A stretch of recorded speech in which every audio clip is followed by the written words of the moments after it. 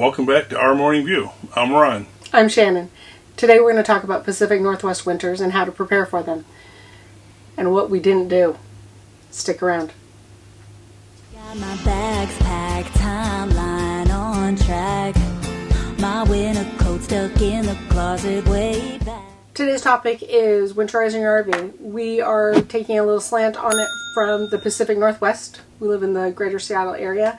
We've been living in our RV for about 6 months, and so we're going to dive in a little bit on what we did to live in our RV this winter. But first we're going to get started in a little bit about winterizing your RV. Because if you're not in your RV, there are some considerations you need to think about. If you are living in your RV, you are going to take winterization a little bit different than if you're putting it out for the winter. Putting it out for the winter, normally you dump all the water out, hot water tank, and all your lines, and then you'll run antifreeze through it, or you can get an adapter and blow your lines out. It's a pretty quick process. We've done both. We've done both. I personally like to run the antifreeze. I just feel more comfortable with it. And it's easy enough to do that the first year we had an RV, Ron was still active duty military. He was out to sea, and I did the antifreeze. And there's lots of videos on YouTube. You can find out how to do it. You can read your owner's manual. It was easy peasy, not a problem. Yeah, it usually take less than 3 gallons. Usually about 2.5. In years past, we were just putting our RVs up for the winter. We weren't going to use them. If we were going to use it, it was going to be a quick weekend trip, and we would de-winterize for the trip if it was the right conditions. But because we're going to be in the RV this winter, we needed to be able to use all of the facilities in the RV. So some of the elements that we were considering in planning for our winter was, we're in the Pacific Northwest, as I said, Seattle. Humid. So much humidity. We needed to account for that. It also has a damp cold, so while it's not cold like many places across the nation, the cold that is in this area is a damp cold, and I think everybody agrees that when they come here, even if they're from a really cold climate, this cold feels colder because it gets in your bones. It's a wet cold. It's a wet cold. I'm just checking my notes here. Typically, it doesn't freeze here, so that was to our advantage. We didn't need to worry about some of those freezing elements that would happen if we were in the eastern side of Washington or Montana, Colorado, some of those middle Midwest states. But we do sometimes get snow, so we did have to think about it a little bit, but not too much. All right, so what did we do? So some of the things that we did was we put reflectix in all our cabinets. That has two purposes. It keeps the cold out and it keeps the heat in, but during the summer it just does the opposite. We went and got a 100-gallon propane tank and hooked that up, so we can go anywhere from a week to 2 or 3 weeks. We purchased a heated hose that keeps the tap water coming in the RV from freezing. I think the biggest thing we did, because we're here, although I've heard about other people doing it, was getting a dehumidifier. And that's really where we started, was we noticed humidity creeping up. How you can tell if you have too much humidity in your RV, which RVs are kind of known to be humid, is condensation on your windows. You can get condensation on your walls. And so we got a dehumidifier early in the season. And you should even check for humidity in your closets, because if your closets get humid, there's no air ventilation through it, so you could get mold. We looked at a bunch of videos, and a lot of them had these really small units.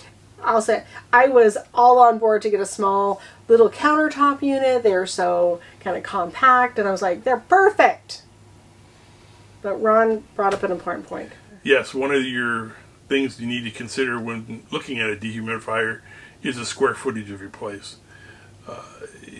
If you have a small place, one of those small ones might work, but for the size of ours, we ended up with a 35-quart dehumidifier, and it's not uncommon to pull a gallon or 2 gallons out of it a day. No.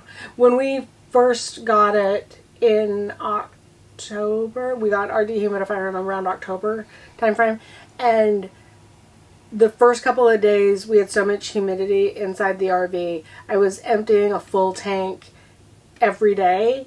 Now that we have the humidity under control, I'm only emptying it every 3 to 4 days, maybe a week. Depends on the week. And keep in mind, if you're using propane, propane's going to increase the humidity in the air of your RV. One thing we thought about doing was getting an extend to stay, but I think if you were moving a little more and you were taking your tank off and on, that would be more helpful. For us, we're really just stationary at this point, so we just have the 100-gallon tank. The extended stay is an adapter that goes on the connection to your propane tank, so you can easily hook an external tank up. Mm-hmm. And we did look at that, and I think I might want to put one on in the future, but I didn't put it on this time. I just disconnected the house propane, and we just use the external tank now. Mm-hmm. When we started at the beginning of the fall, I had found some plans for our 36M and how to convert one of our cabinets to a fireplace, and we were kind of all on board with that because everybody said, oh, you can use your fireplace, you can use an external electric heater, and what we found is heat in our unit circulates a little bit underneath even though we don't have heated tanks. So if we run an electric heater, external heater, our underbelly isn't heating. So if we had a fireplace, it would create a nice ambiance or take the chill off on a cool morning. But as far as for wintering in it, if we kept it warm enough to heat inside, it wouldn't heat our underbelly. So right now, fireplace is on hold. Yes.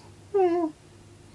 So recently we took a little side trip down to Phoenix, and we have more on that we'll talk about next week. But today we're going to talk about, we're sticking on winterizing. We were going to be away for about a week, and so we planned some RV work to be done, and so we kind of got everything ready to leave.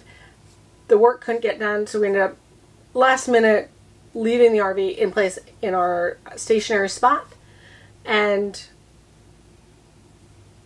Ron was in charge of getting that ready. Ron kind of messed up. Ron didn't have a checklist, and Ron should have. We still don't have checklists. We still don't have, but we are creating one. Trust me. We packed up and we left. Instead of going out and turning off the fresh water, I left it on. Not a good choice. More to come. And then also, I left all the slides out. And then we got a lot of snow. While we were gone, we had snow apocalypse. Yep. Boom, boom, boom. It was. We came back to maybe 8 inches of snow.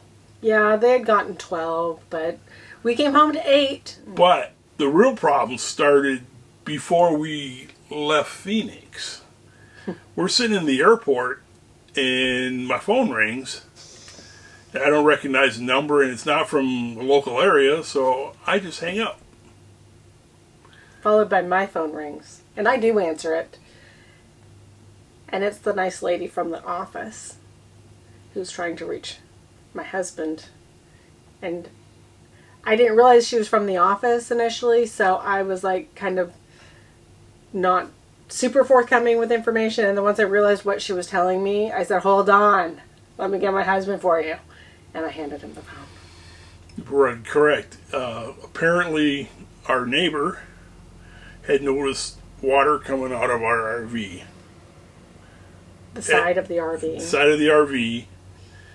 Wasn't very descriptive. I couldn't get a real good grasp of where it was coming from. But in my head, it was not. It was not a good place at all. And in my head, it was not in a good place either. So I talked to the lady at the office some more, and I got her to have my neighbor call me. Shelley called me, and I still didn't get a real good grasp of what was going on, but there was a lot of water coming out, she said. And she turned off our water. And she actually had to go find the neighbor behind us to turn the water off. So, and I thank her for that. She did wonderful. Mm-hmm. And I really appreciate it. But that was probably maybe 4 o'clock in the afternoon. Mm-hmm. And we didn't get home till like 10 o'clock at night. Mm-hmm. So this whole time I'm thinking, oh no, what's going on? I had visions of coming home and opening up the front door to an ocean of water. I suggested staying in a hotel. Ron said, no, we need to go home. We did. It wasn't that bad. Wasn't that bad. Luckily. I'll show you here what went wrong and why it went wrong.